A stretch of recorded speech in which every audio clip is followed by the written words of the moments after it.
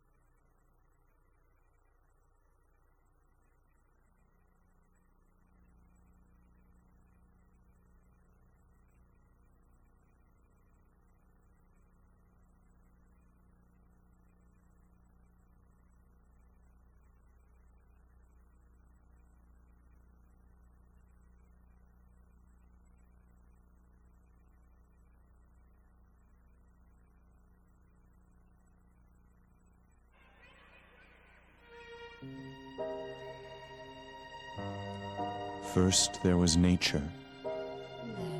Then technology rose to shape it.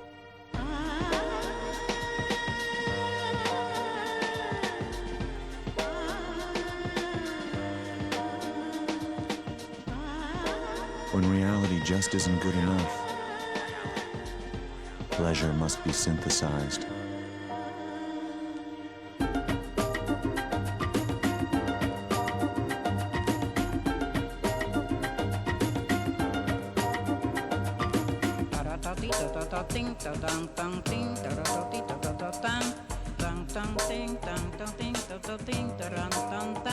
I see.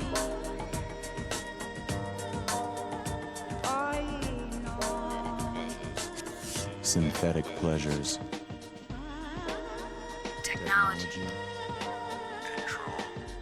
Passion.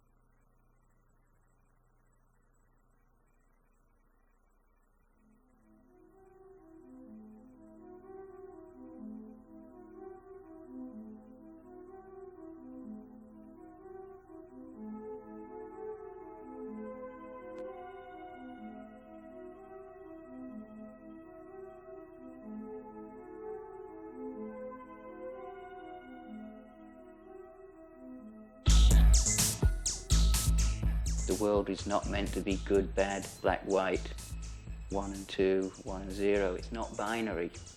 It's chaos.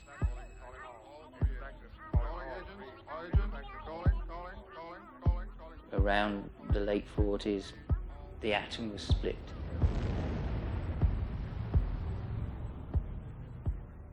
we discovered that everything was forever changed, when we discovered the word could be cut up, that sound could be cut up, that everything to do with culture could be cut up and reassembled in ways that didn't exist before.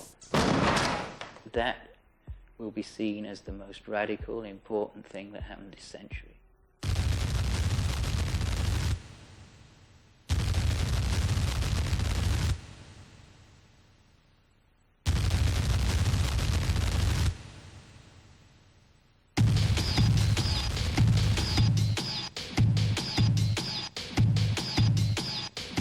PMT, you know, premillennial tension. Surely the end of the millennium is a good time to reassess what's happened in the century and to look with a longer lens. There's no room for people who are resting on their laurels, who are being conservative, who are being reactionary. It's all moving so fast. All we can do is enjoy the ride. I don't think any of us know where we're going. When I was a kid, cars were the things you hot rodded. But today, it's computers and electronic synthesizers.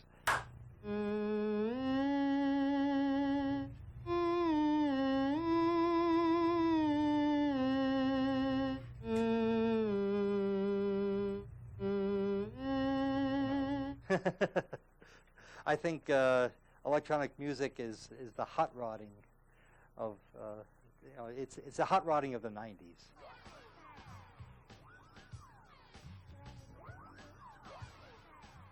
Pretty much music as we have come to understand it today, I mean, in the last 30 or 40 years, is all electronic. I mean, we hear it on the radio. That's electronic, whether you're hearing a recording of an acoustic instrument or not. I mean, you're hearing electronic music.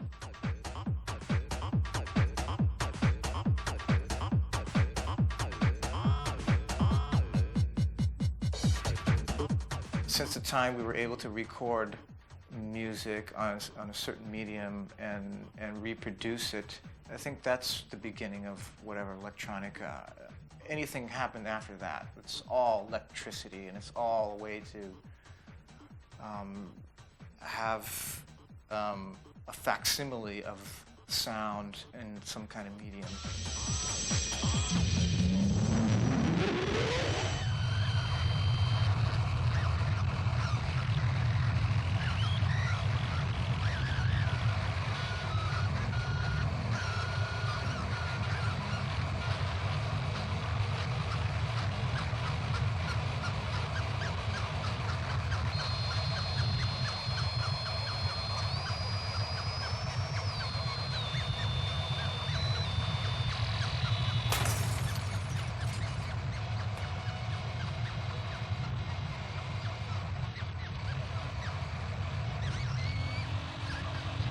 Electronic music many times is more about the character of the sound than the actual composition.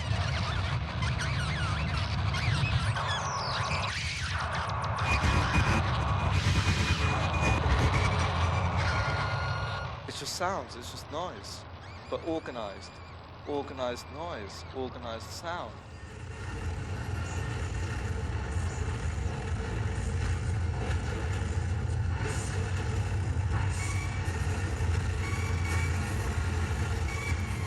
People have a cliched idea about what a melody is. A melody, I think, could be constructed of noise or different sound.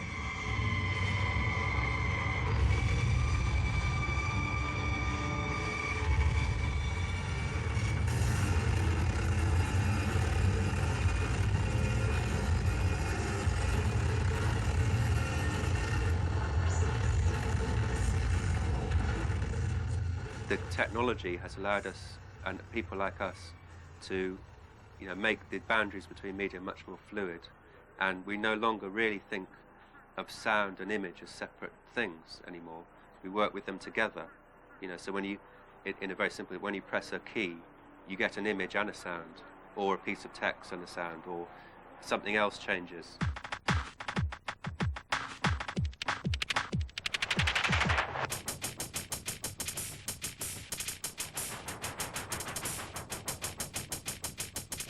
This is no more than the sort of hippie idea of everything is everything, but there are new realizations, new evidence coming up new slants on the idea that everything is connected and that, as Heraclitus said, as above, so below.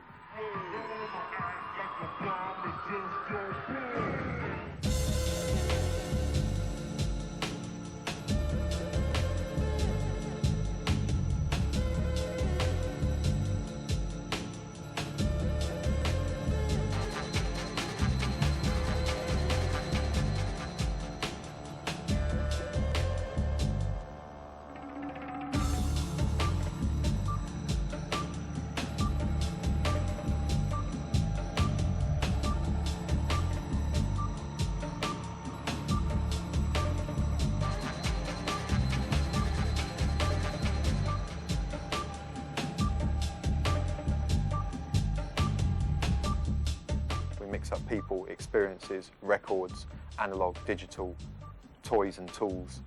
It's all about mixing things to get new hybrids. It's never one thing. It's always something different. It's chaotic. It's calm. It's, you know, it's just forever changing.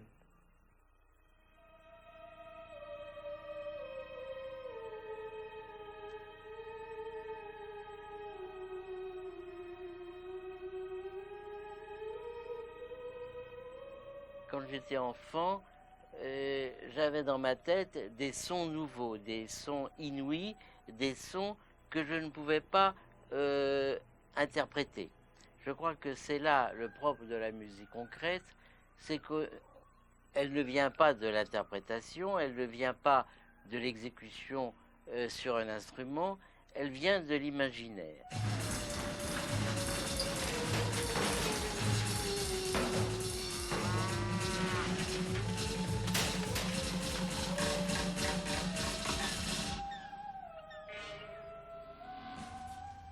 Et c'est de là que la musique concrète est née, dans le studio inventé par Pierre Schaeffer. Pierre Schaeffer a eu des idées de production de son par des moyens tout à fait différents, c'est-à-dire un son où on coupe l'attaque, un son que l'on prolonge par réverbération, un son que l'on prolonge par répétition, et une sorte d'alchimie qui n'existe pas dans la musique d'orchestre. Vous voyez, c'est une musique qui n'est pas jouable sur l'instrument, mais qui est jouable sur les appareils électroacoustiques.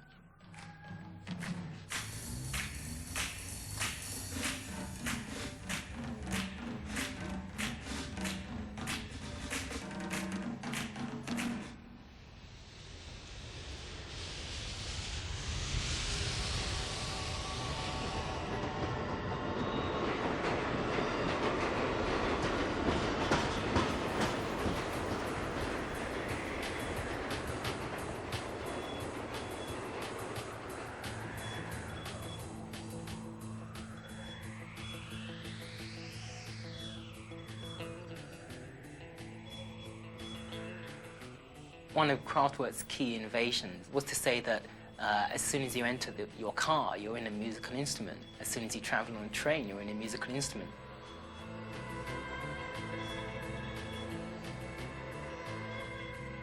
This sense of being effortlessly pulled along through stations across Europe was a very exciting world. It opened a new world of automotion, which really impacted on people like Grandmaster Flash and people like Afrika Bambaataa.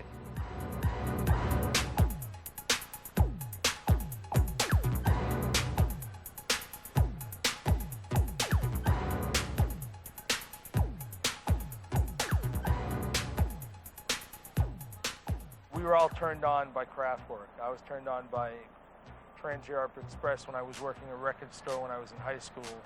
And then when I moved to New York, you would continually hear Trans-Europe Express.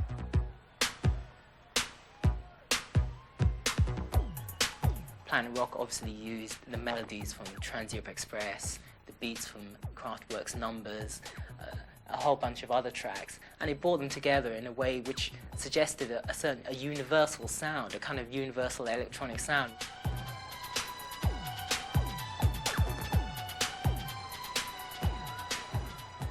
Obviously with Planet Rock, we married that sound with, you know, with the Bronx, with rap, with that whole other thing.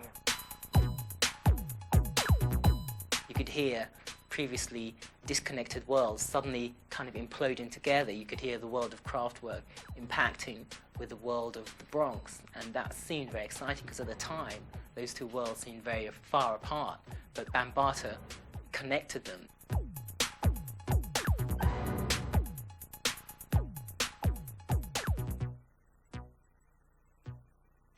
Sort of analog electronic stuff that came out of Kraftwerk that was early electro, sort of, and funk, was sort of like, I don't know, it was like sort of human sounding or natural sounding, but totally synthetic at the same time.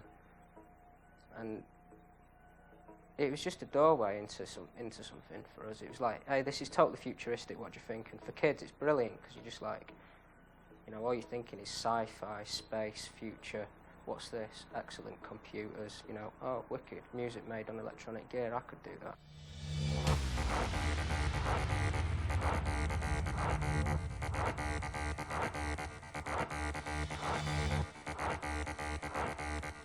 The music is based on the experience of survival, the experience of oppression that we had.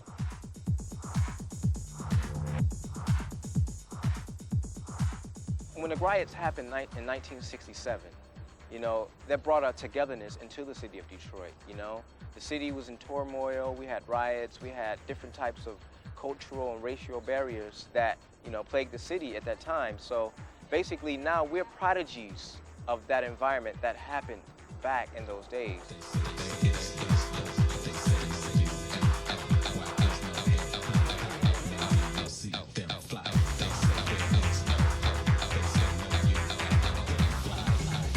Detroit is such a desolate type city, you know, that you almost have to dream of the future to kind of escape the reality of your surroundings, you know, and I think that that was incorporated and instilled in the music. That's just Detroit, because it's a working town. It's just a working town.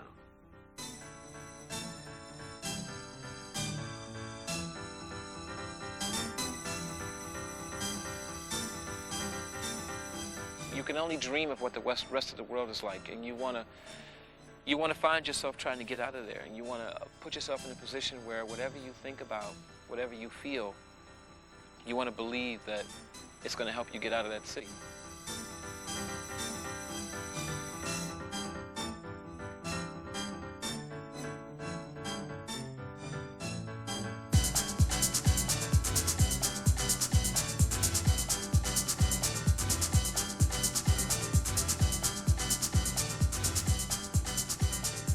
The Detroit techno, Derek May, Cameron Sanderson, Juan Atkins, they were looked up at as the successors of Kraftwerk, the guys who took techno to the dance floor.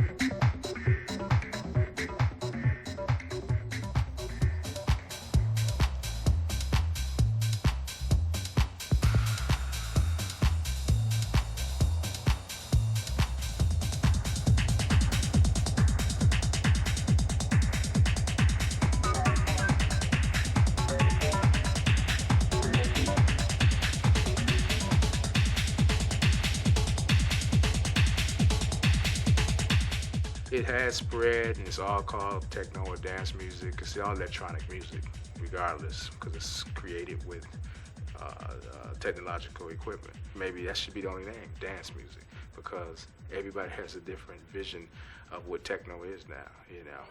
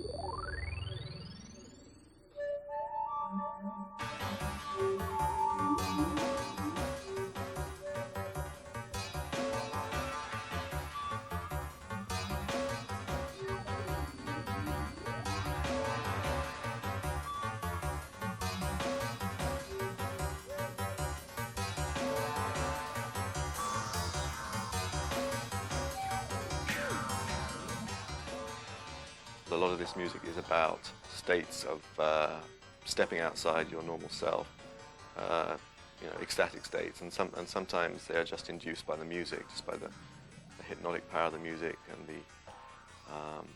the sensation of the lights.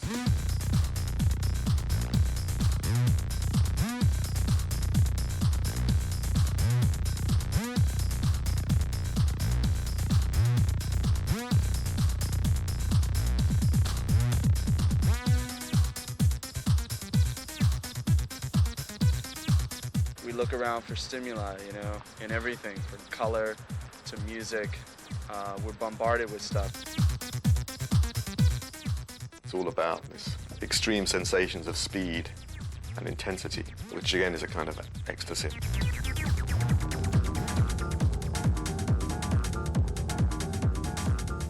Genesis Peoria interview, take 2.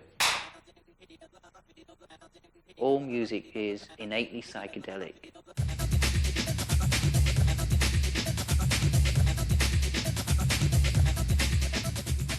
And the interface between technology and drugs is a running theme through pop history. The whole evolution of the music in the last 10 years has been conditioned by ecstasy and and also by changing drug use. A shift, you know, there's the music in England changed dramatically in the mid-90s when a lot of people who'd been taking ecstasy for several years started to experience the dark side. The music went very dark, and that was actually one of the pivotal moments in which rave music turned into jungle.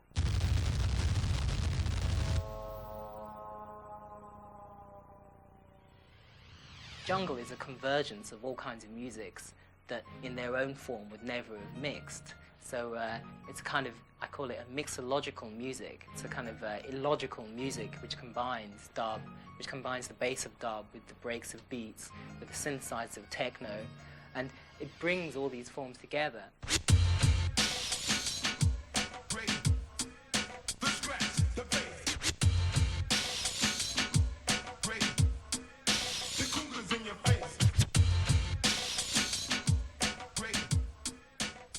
On one level, jungle is sped up hip-hop, obviously without the rap element.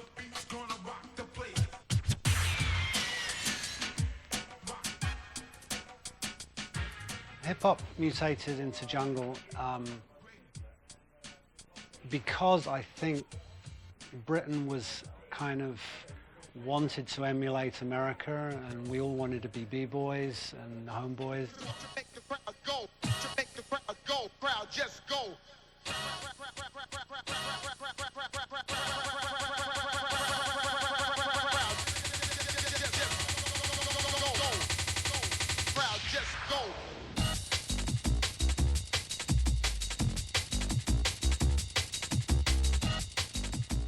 But it's definitely not just hip-hop. That is not what jungle is. Jungle is a truly British urban experience.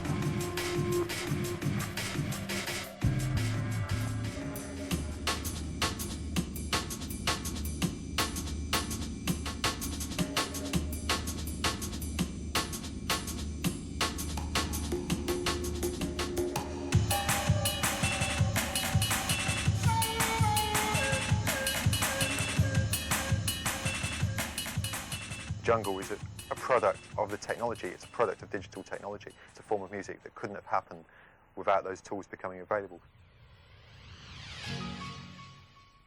A mixer, these days it moves on from old style mixers which are analog, still the best sounding though, but these days you've got digital ones which are fully recordable.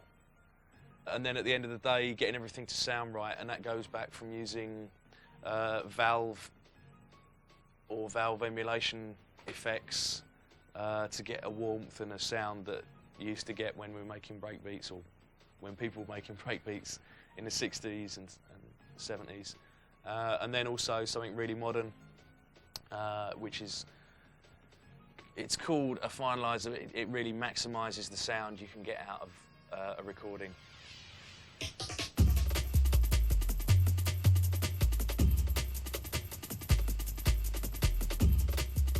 I've actually got a little Yamaha sampler. Can't see it actually. It's a little keyboard, like a toy. It's got like a phono input and an output. Like, so basically you can, like, you know, use it with a studio or whatever, make up sounds on it, you know. And like I made up loads of sounds on this. You know. Like loads of stuff from my new album is done with this. People forget how amazing that is, you know, and like what you can do with it. Let the bass kick.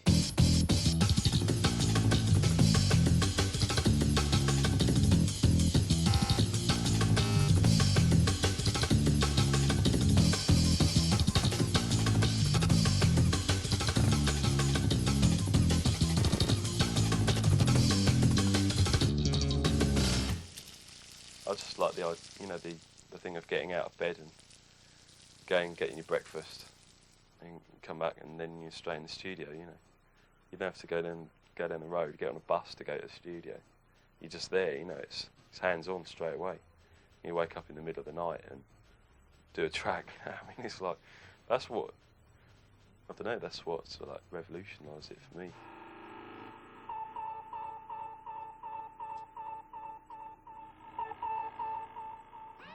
The output of the ring modulator, I'm sending it through to some other filtering. You can get some really out there, amazing, weird sounds. And then I would either take that through the desk and sample it on here. So it's all based around technology. You can't get away from that, and it dictates, you know, what music is going to be. The future sounds of London. Live via ISDN.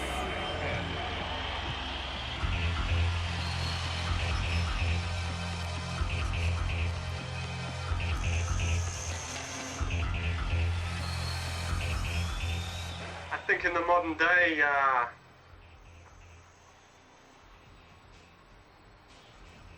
we're equally versed in using any creative software. That software can make movies, can make animation, can make sound, it can broadcast. We were never musicians, we were just collage artists.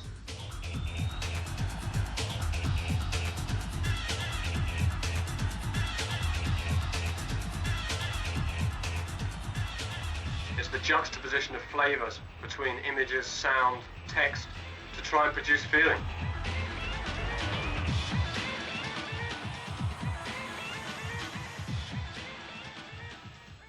Yeah. Why do we do ISDN? Because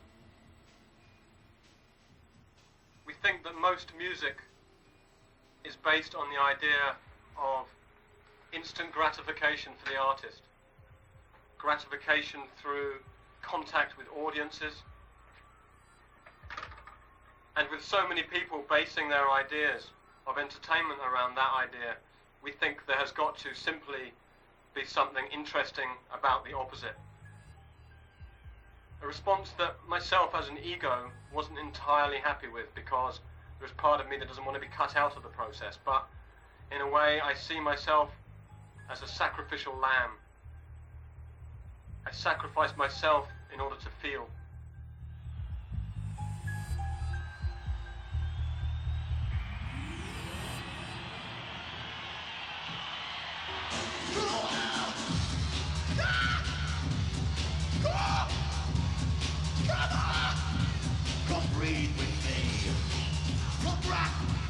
I guess the whole thing comes about from people sort of like wanting to see an act on stage and being able to put, when you're listening to the music, put a face to that music and just making the whole thing work. Yeah, we're not a faceless band. We never wanted to be the two keyboard players behind the keyboard who keep their head down and that type of thing. I mean, like I'm at the back, so people know I'm there. We're just not afraid to say, yeah, here we are, let's go. I don't know what I am. I don't know what I'm going to become. I'm that man that's crossing the desert and I'm not stopping off in a safe little warm cranny. Future sound of London, such antisocial people, they won't even go to a party, they have to do the gig down the telephone. And you don't even understand, well, what's the point? Goodbye. Hello? Hello? Hello, hello? Hang up. Oh, well.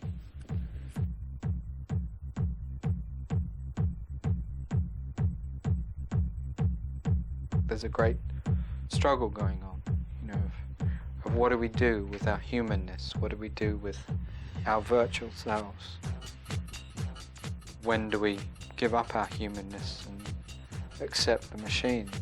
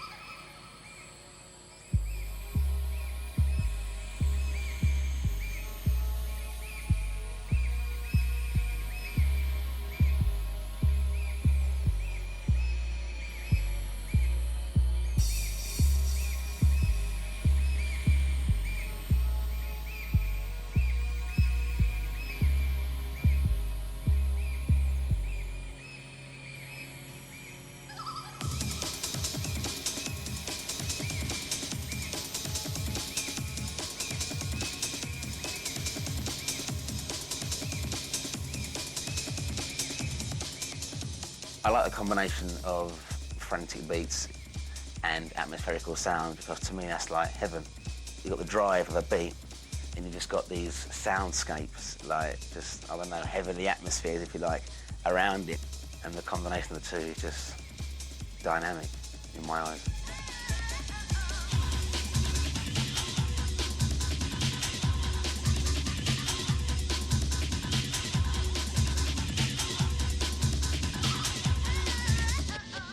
Well, most beats, first of all, come from the 70s. And that's my belief anyway. Most music comes from the 70s because the last 20 years we've been just sampling the 70s and getting breaks and loops and wah-wah guitars, saxophone, flute, riffs. It's all from the 70s, you know what I mean?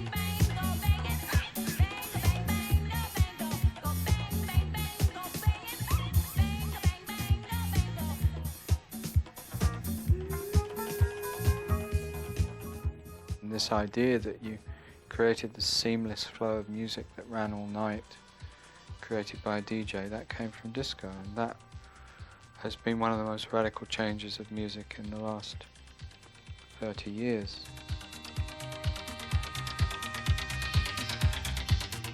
Giorgio Moroder did an incredible thing.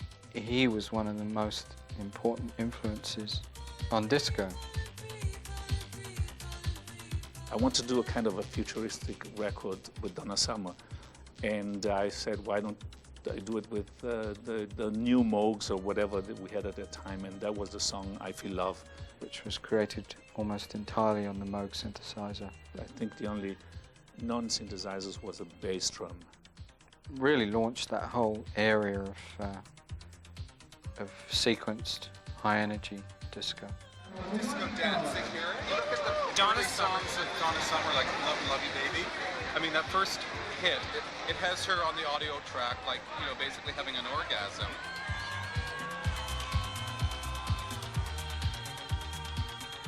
I must say that at the beginning we used the synthesizer a little bit too much as a gimmick, like whack, whack, all those interesting, but I guess kind of boring sounds.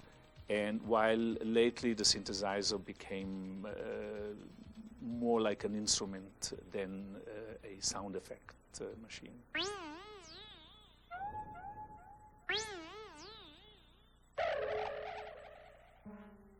At the beginning, I think everybody outside of the electronic music field thought that synthesizers were supposed to imitate traditional instruments, whereas the people who were inside electronic music wanted to use synthesizers to make completely new sounds.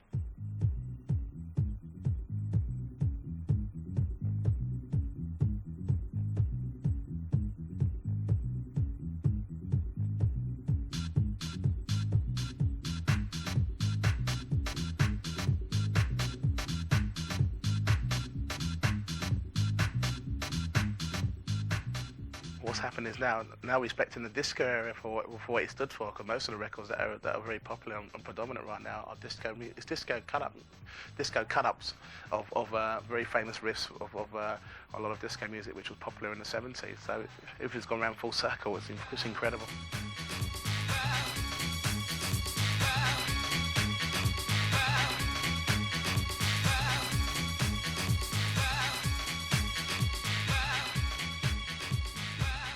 After the disco culture died, and then you had the rare groove kind of following, and the hip hop, which was very predominant and very predominant today even. But then the beat slowed down, and everybody was just getting into slow, chunky groove. And I just think, in the end of the day, the energy of dance music culture was lost by it, which then producers in Chicago and Philadelphia and New York decided to create the disco, the early 80s disco version of house music.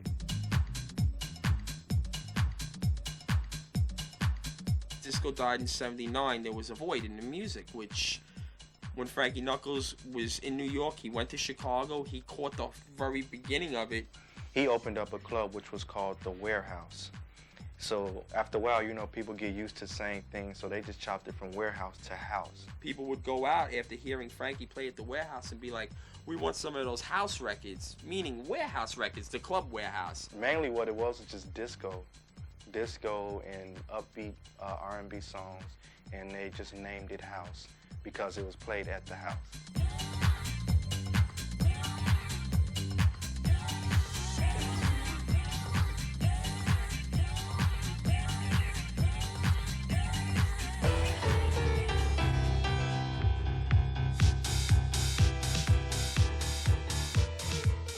My defining record is this record called Move Your Body, the house music anthem. Another one is this other one called Acid Tracks that I produced at the beginning. That was the first use of this machine called the TV303, which a lot of people call the Acid Tracks machine. Actually, that was the second record that I used that on, but it was called Acid Tracks, so everybody started calling it Acid House, Acid House, Acid House, Acid House, And they started doing that, and German techno came from that form of music. It was like a faster form of acid house because they were using TB303s and 909s and all that stuff. Well, the TR-909 has 9 different sounds. The kick drum, it's tunable, meaning you can one of the beauties of the machine is that you can edit in real time. You can change the parameters. The 909 was the first drum machine we made that had sampled sounds. We actually had digital samples, but they were very rudimentary samples. Did not sound incredibly great. But they became the standard. I mean, you can't listen to a house track without hearing a 909 drum kit in it. It's just the standard.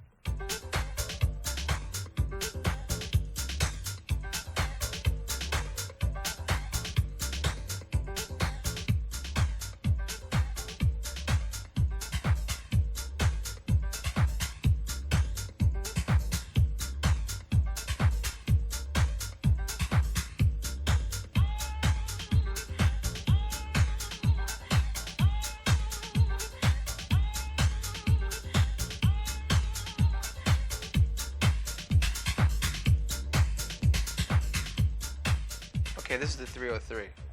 When it originally first came out, the 303 was about in the $600-700 price range. It was trying to mimic acoustic instrument, but it didn't. The 303 lost its value, and that's why a lot of these guys in Chicago and Detroit and Germany can pick up these things in the used market for $50 to $20. That's it. That was a distinct sound. That was the acid sound, and it was kind of like incorporated with the house. But then as the years went on, there's many styles of acids, like really hard, aggressive acid, and then the acid house, like, kind of funky stuff. So it just, over the years, it just progressed, and, it's just sprouted out into a whole different, type of music.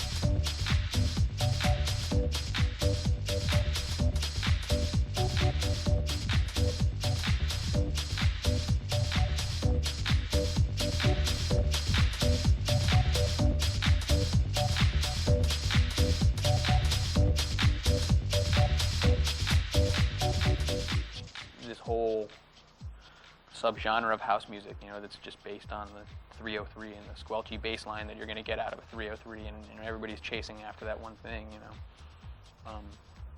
but then after a while, it just, how many songs can you hear with that sound in it? How much can you put up with of this one thing? Let me see your dick work. Let me see your dick work. That ass. Let me see your dick work. Let me see your dick work. Let me see your dick. Let me see that pussy work. Actually, I do like a little R&B and a little rap and stuff, which is pretty cool. And the house music is where the money at, though, for right now. So I got to stick with that for a minute. You know what I'm saying?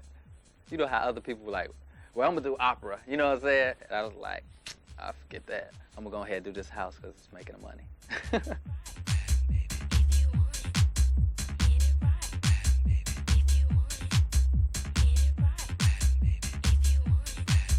I think people always accepted that it was going to be disposable. It was a hedonistic culture to start with.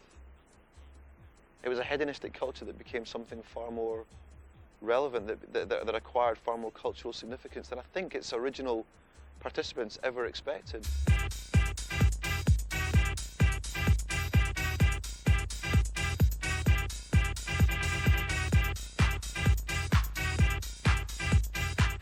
Life is hard. You got to go bust your ass at a job for 8 hours a day, making shit money, barely able to pay your bills. Like, you need a good 6 hours where you don't have to worry about shit. Like, you need to be able to have a chunk of time that you go somewhere and, like, no matter what, it's raining outside, I got $2, like, my girlfriend left me on the way here, I locked my keys in the car, like, all kinds of shit.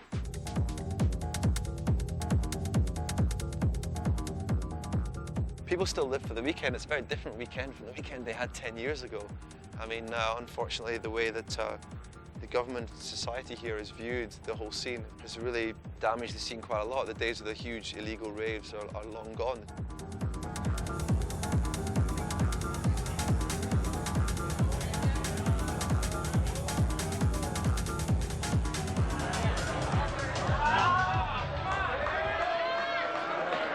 This is on.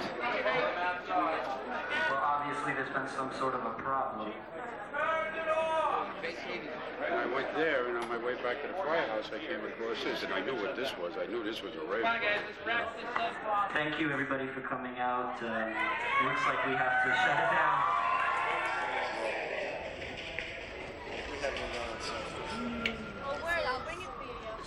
When you come to my house. What do you think about the party being closed down? It was my birthday. Yeah, she's turning 18. You should go in the party now. from being arrested. They're being handcuffed right now. There's handcuffs on Abe in there. Yeah. It's like a big chain of like 6 people in handcuffs. Newsman? Sort of. Sort of. What? I'm a rapper that doesn't do drugs, that goes out to dance to the beat, have fun, yo. That's what I'm addicted to. I'm addicted to the unison, everybody jumping to the beat at once. And the police and the fucking law and fucking fuck all that shit, because they won't let us have our fun, man. I think that shit is improper. Word, right? You hear some music, some kids having fun, it's all over. Hold on. Word, represent, yo.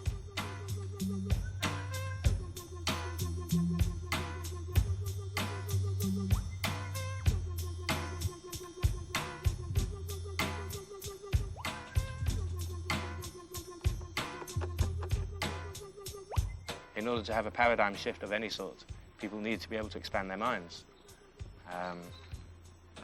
The times that we've seen great cultural shifts, you know, in the mid-60s and the mid-80s have been times when there was definitely the assistance of various tryptamine molecules and others, you know, played their part in that.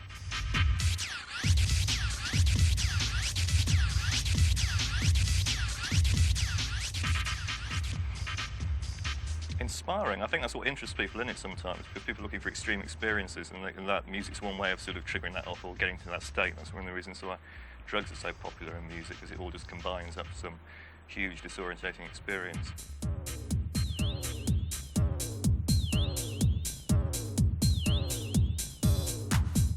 I think that many people are frightfully confused and upset, and one reason for that is, in fact, traceable back to the philosophical roots of the Industrial Revolution.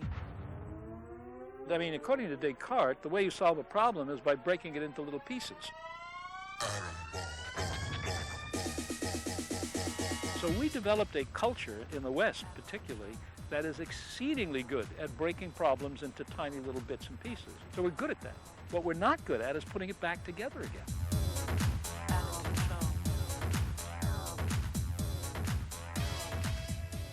The technoculture has actually become far more disparate. I think the homogeneity that we saw 10 years ago, when it was just one scene, has fractured. It's become far more tribalistic.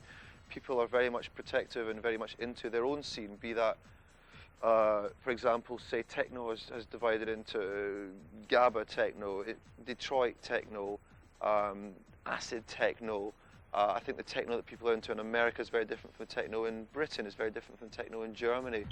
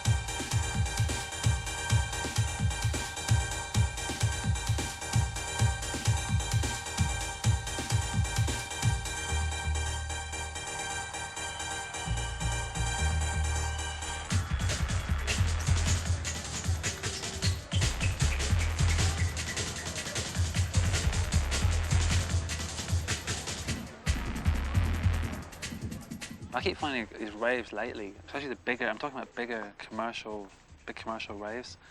Now if I get offered a gig, I'll kind of try and find out what it's all about, what the motivation behind throwing the party is. Because quite often, these things are just about money.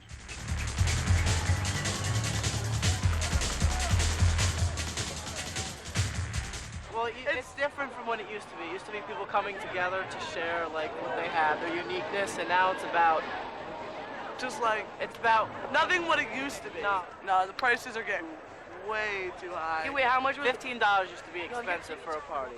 Yeah, I know. $30. This was $30. This is $30.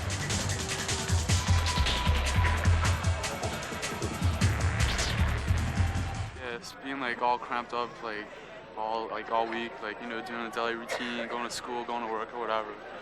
Gets on you after a while. Just go to a party on the weekend and just, you know, do whatever you want to do and just have fun. It's something that you have to experience for yourself to really understand exactly where we come from. Because on the outside it looks ridiculous to some people, but to other people that's our reality. That's our thing. I don't know.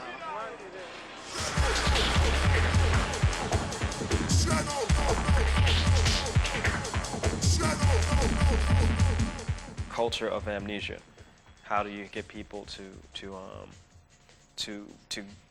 create their culture? Well, you pull away all sorts of memory and see what happens, which is kind of what has occurred with this late 20th century generation. Most people really just don't want to think about historic references. They don't want to think about their engagement in the world around them. It's much easier to be a passive consumer and wear the right Nike shoes or something. I don't know what. It's just, but it's also an internal colonized situation, mentally speaking, for a whole generation.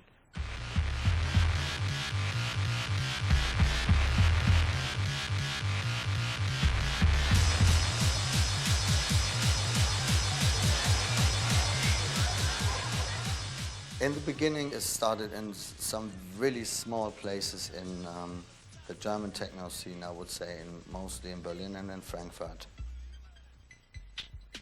The next thing was like these East Berlin parties in the big venues. And then we had like this explosion of energy.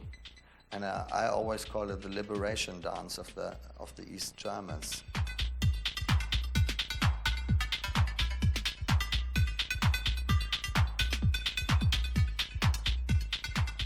This effect of these people suddenly, you know, screaming, throwing their hands up, throwing themselves on the floor, getting up, jumping about. And that really made Berlin techno.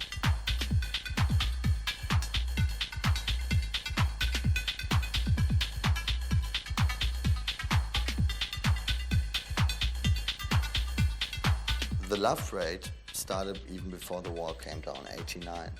The 91 love rate, I think, was the first where people from all over Germany, from east and west, party together.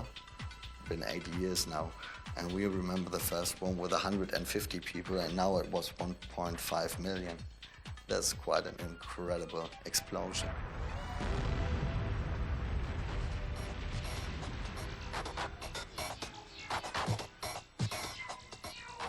At the end of the day, it's all about like a stupid party, and you see that this has nothing achieved.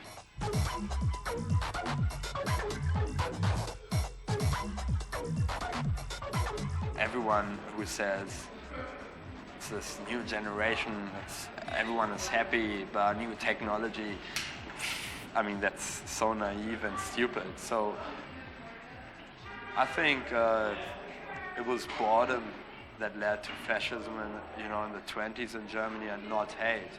And this is exactly what's going on at the moment in this society. Everyone is so bored that no one wants to change anything.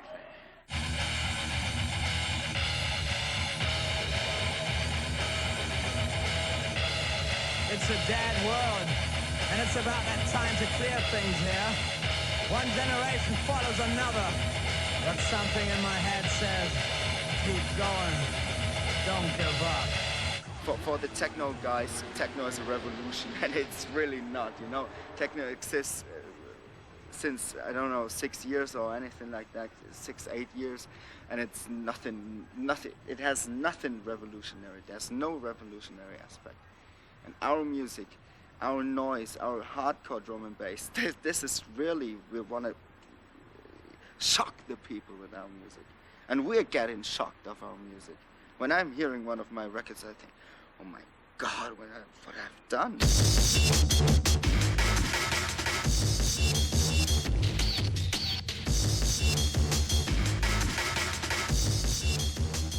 We have those freaked out frequencies, you know, those very high, very low frequencies, always very distorted and hard sounds.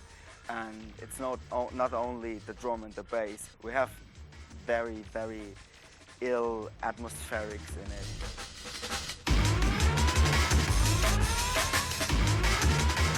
We have always those Stahlton beats, nennen wir das. That's how's it called? Stahltonne. What's that? Trash. Was heißt Mülleimer? Trash can beats. You know, when you turn it around and you beat on the other side.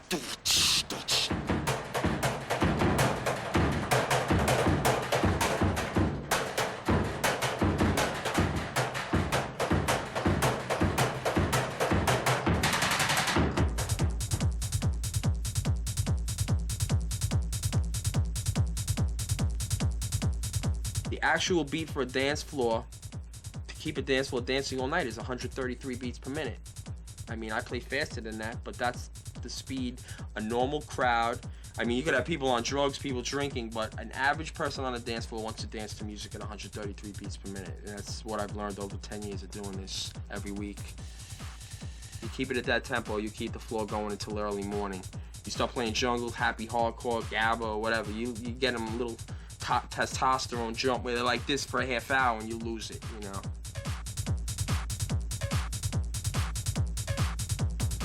Gabba, both the bass and the kick drum fuse together into a jackhammer motion, which allows a kind of pistoning kind of quality. Gabba therefore becomes much more the music for, it becomes much more apocalyptic and much more nihilistic because there's no bass anchoring your heartbeat. It becomes kind of heart attack music because the music attains such a punishing rate of velocity. It reaches BPMs of between 180 and 210, 230 BPM, that it becomes not so much a series of kick drums, more kind of drilling noise, which kind of pummels your head and kind of literally drills through your cortex. And it allows a certain synaptic rearrangement, which is so intense and so strong that it becomes a kind of a terror dome, a war zone. It becomes a kind of how much can you take. Make some noise now.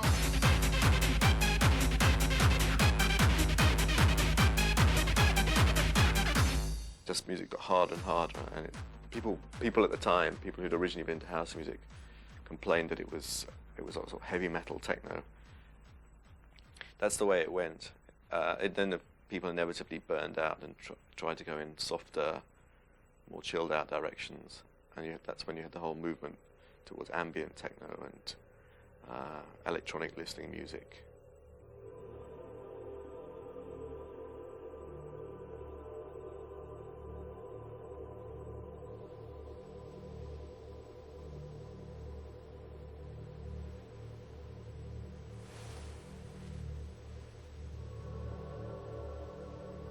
I think there is a transition, and I think that what used to be called ambient music is the place to look for the more interesting philosophies and ideologies, because it's more amorphous, it's less formularized, and it doesn't require a rhythm.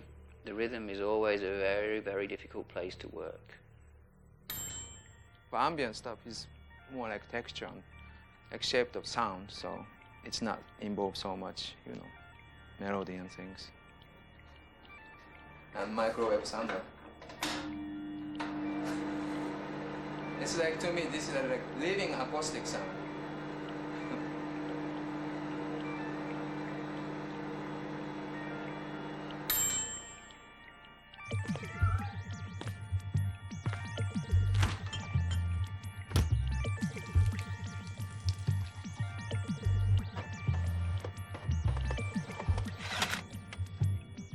Electronic music is a very direct reflection of the environment. In one sense, I think there's more of a sound awareness in our culture now, which is related to why music is taking the turn that it is. Maybe the awareness of constant electronic and industrial processes makes us more conscious of a certain kind of sound.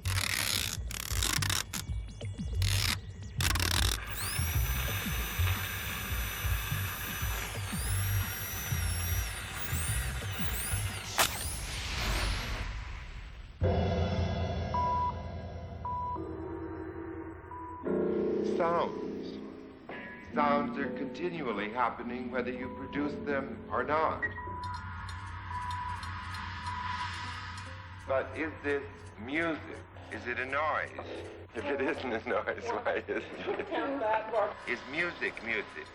Do we have any music? But seriously, if this is what music is, I could write it as well as you. Electronic music for me started with people like John Cage and Stockhausen. It didn't start with Kraftwerk or even Can, you know, it was going in the 30s and the 40s. And again, it's just technology. Once people can get their hands on it, you know, it becomes bigger and bigger. That still leaves Richard Williams on site. Yeah, but I thought we were running out of mind so we can read things on him. I was very liberated by the ideas by John Cage, where he talked about you embracing your environment. So if you're trying to work and you're trying to write or make a film or something, and you hear these sounds in the background, you have to accept the fact that this is part of the situation you're in. It's that environment, whether for good or bad, it's reflective of that situation.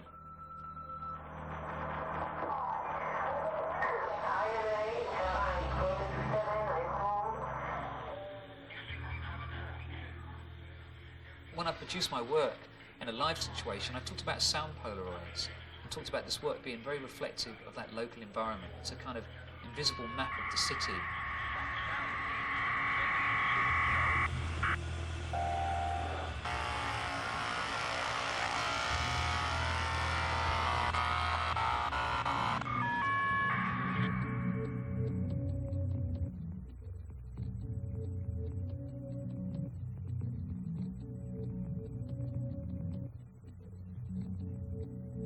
My input into this digital discourse as just editing the sounds and processing the individual loops. I have some sound file archives containing several thousand loops, just in each of them with several iterations and versions. And so I see myself as just editing the source material.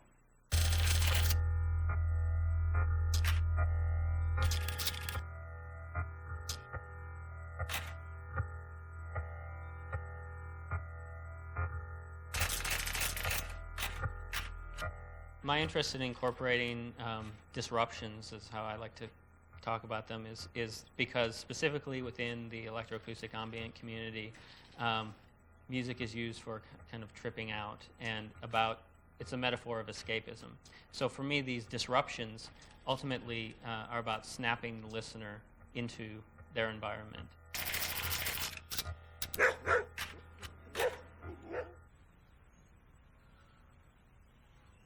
I color the silences in different layers, so that, for example, there's a silence, and then I take off one of the silent layers, and I hear another silent layer.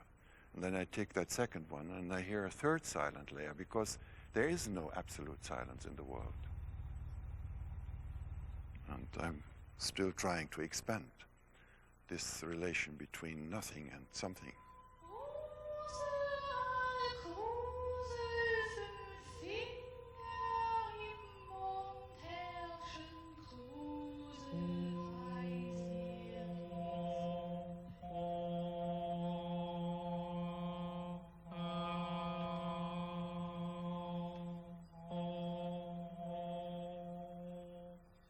Very early, I thought that a microphone is a musical instrument, like a bow or like a percussion instrument, whatever you use. And I use a huge Chinese gong with all kind of materials: rubber, wood, metal, glass.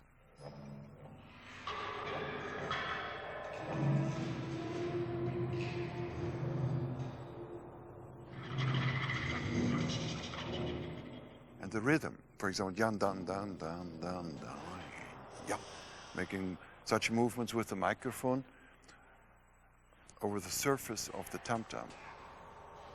And all the movements are notated as the actions to bring the tam-tams into vibrations.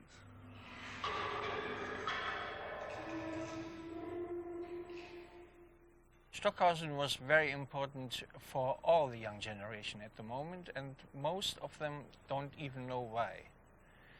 You see, what he has done is not, I'm not now speaking in terms of his outstanding quality as a composer. He had so many practical things done and invented, where like the dub mixer, he was the first dub mixer in the world. He made it in the 60s, where he was, where he had earlier, in the late 50s already. Yeah. Yeah, he was a dub mixer. All these practical things, what he has done, and it's showing the way you can say for the next 50 years at least. I would say Stockhausen is the closest to what hip hop, you know, in its true form, what Stockhausen was doing, because that whole idea of, hey, this is what it is, and we can do something with this and shape it and form it and translate it into a form of expression.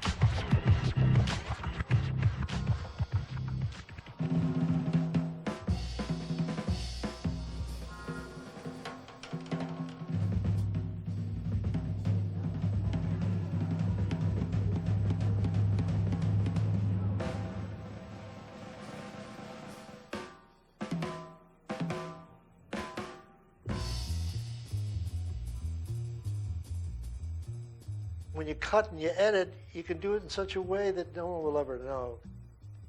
In those days, we still were doing it with a razor blade. I mean, it's not like digital recording now, and you got the 24 tracks, and you got all kinds of equipment.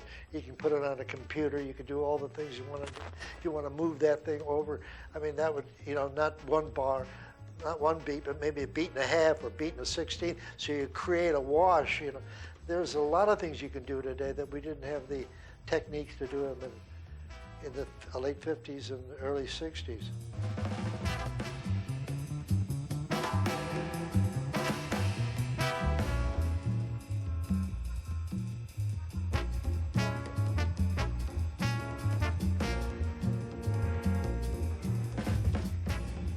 What we hear on released records from that period is the product of a great deal of analog tape editing, which is no different now than computer manipulation of sound. So the edits determine the piece of music that you bought in a store in the 70s even. And I think we didn't know that then. We thought this was the way people played music. No more than we hear a record now based on techno or hip hop and things and think that this is how it happened, but it's all manipulation.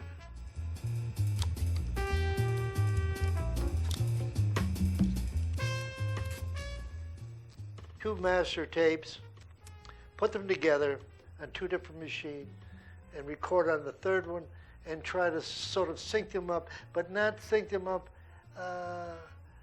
just a fraction. So you wonder, when you listen back to some of the Miles things, for instance, you wonder how this sound was created. Now, I did all of that in the studio. Miles, I'd say, do you like it? If you like it, we'll leave it in. If you don't like it, I'll remix it again.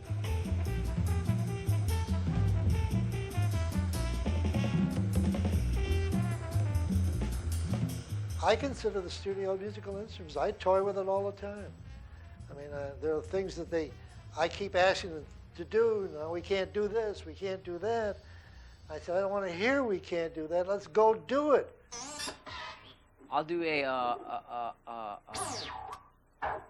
transformer combined to a crab scratch. So that's.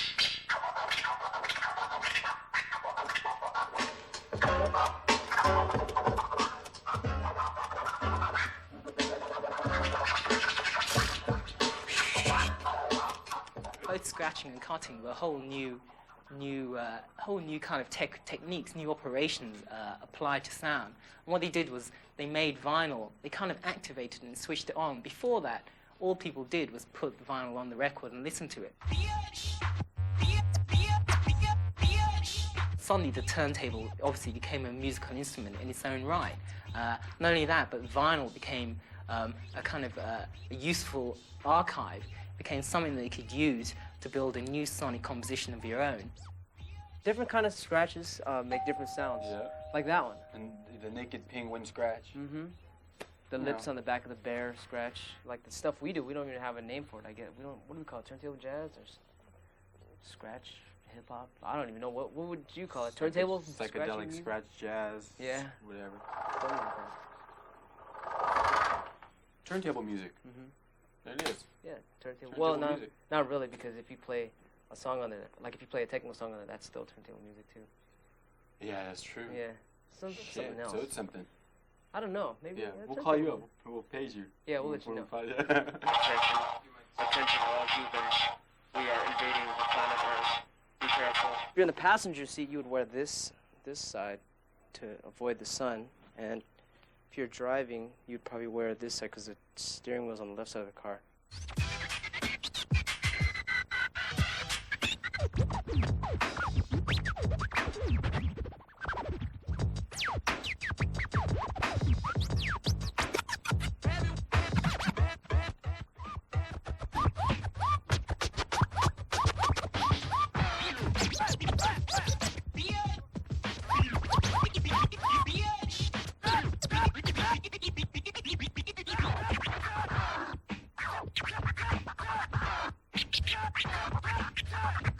If you're eloquent at your style on two turntables with all these effects in it too, you could, the sky's the limit. You could do dub reggae tricks, you could do, rap tricks, you could do all types of different things.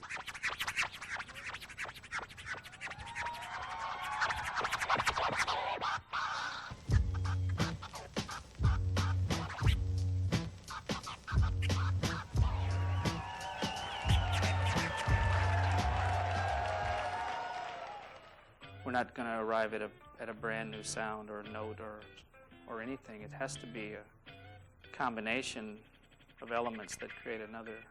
Two together creates a third, and all these different things go into creating a new. It's the only way to, I think, to arrive at something a little different is by combining things now.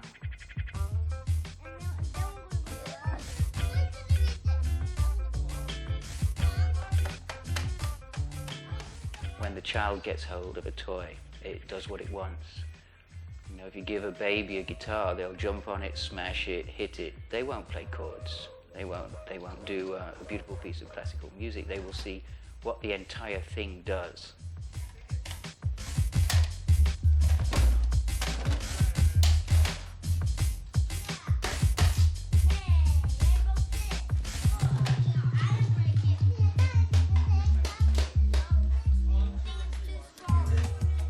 Limited time, fill it with fun and adventure, and expect to occasionally be shocked and surprised. And I think when in doubt, make no sense. No sense is good, and nonsense is good. I believe that you really can't burn anything out by trying something new. And even if you can't burn it out, it can be fixed. Try something new.